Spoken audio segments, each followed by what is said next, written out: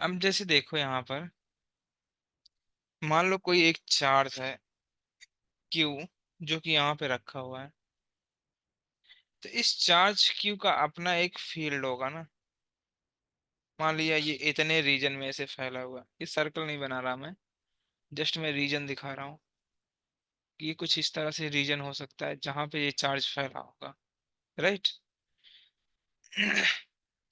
इसको ऐसे भी समझ सकते हो, जैसे कि मान लो कोई एक मैग्नेट है इस तरह से। तो इस मैग्नेट, ये इतना रीजन अगर बोल लूं, तो इतने रीजन में अगर तुम कोई मैग्नेट या कोई आयरन लाओगे तो क्या करेगा, ये अपनी तरफ अट्रैक्ट या फिर रिपल कर सकता है।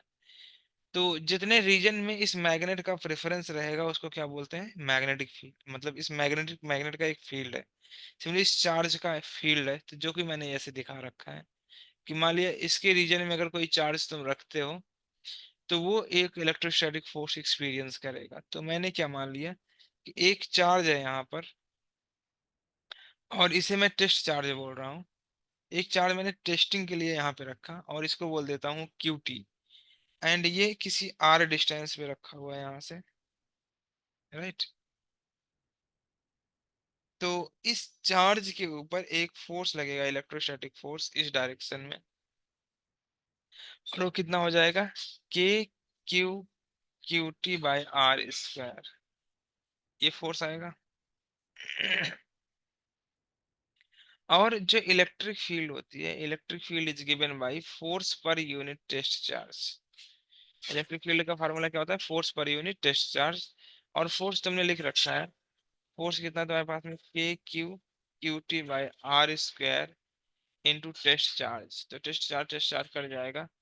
यहाँ से जो इलेक्ट्रिक फील्ड मिलेगा हमें वो हो जाएगा KQ/R² के। ये इलेक्ट्रिक फील्ड का फार्मूला होता है।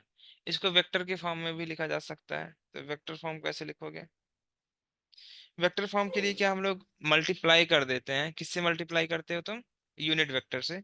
So electric field is given bye KQ/R² into R cap.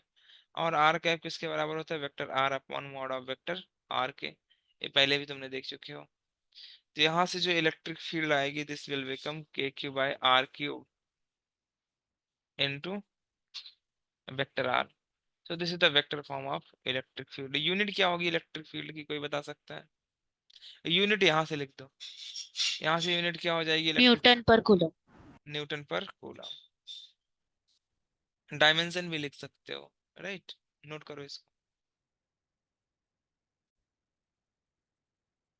तो अगर नेगेटिव चार्ज होता है तो इलेक्ट्रिक फील्ड इनवर्ड, और पॉजिटिव चार्ज के लिए इलेक्ट्रिक फील्ड आउटवर्ड, जैसे कि यहाँ पर तुम देख सकते हैं। ये इलेक्ट्रिक फील्ड हो गई। ऐसे बना लो इसको भी।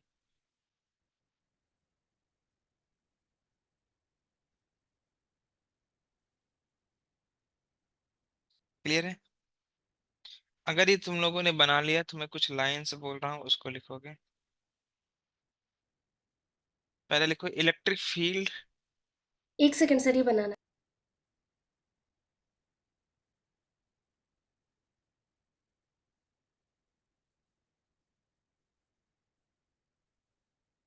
सर, बताइए।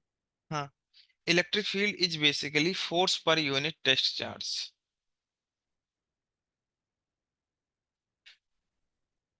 Electric field is basically force per unit test charge.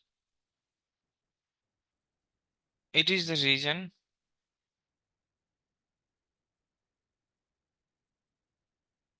This. It is the region in which, if the test charge is kept,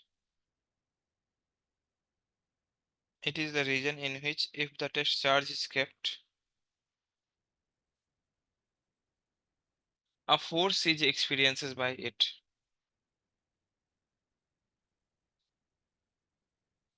A force is experienced by it.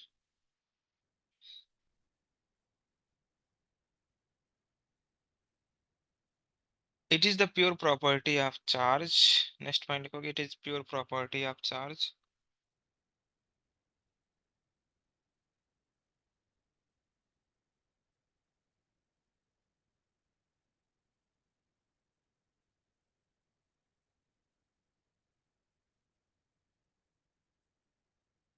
It is the pure property of charge. Next one लिखोगे, it is a vector quantity and its unit is newton per coulomb. It is a vector quantity and its unit is vector, it is a vector quantity and unit is newton per coulomb.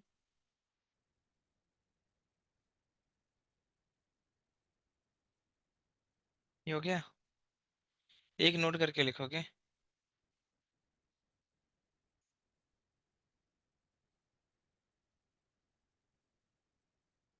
आपका number भेज दिया sir उसकी mummy का।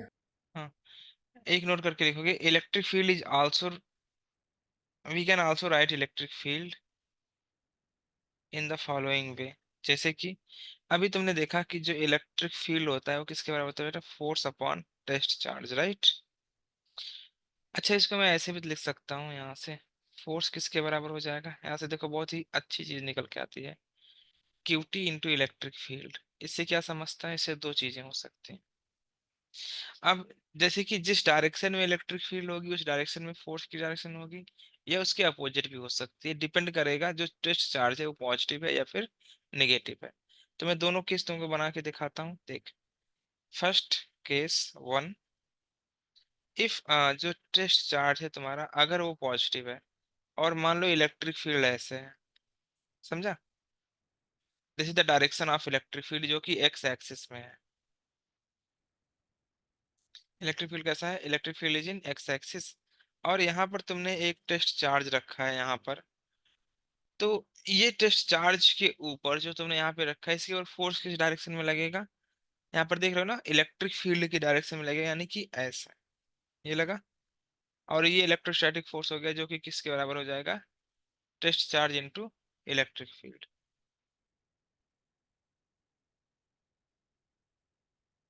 समझ गया। और दूसरी कहानी क्या है यहाँ पर, case two, if test charge जो है तुम्हारा अगर ये निगेटिव हो जाए और इलेक्ट्रिक फील्ड ऐसे है, this is the direction of electric field,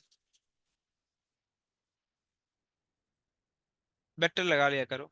और मान ली टेस्ट चार्ज जो है तुम्हारा वो निगेटिव है ऐसे, तो अब इसके ऊपर जो फोर्स लगेगा इलेक्ट्रोस्टैटिक फोर्स वो अपोजिट टू इलेक्ट्रिक फील्ड लगता है, क्यू टी इंटू ई। बात समझ आता है।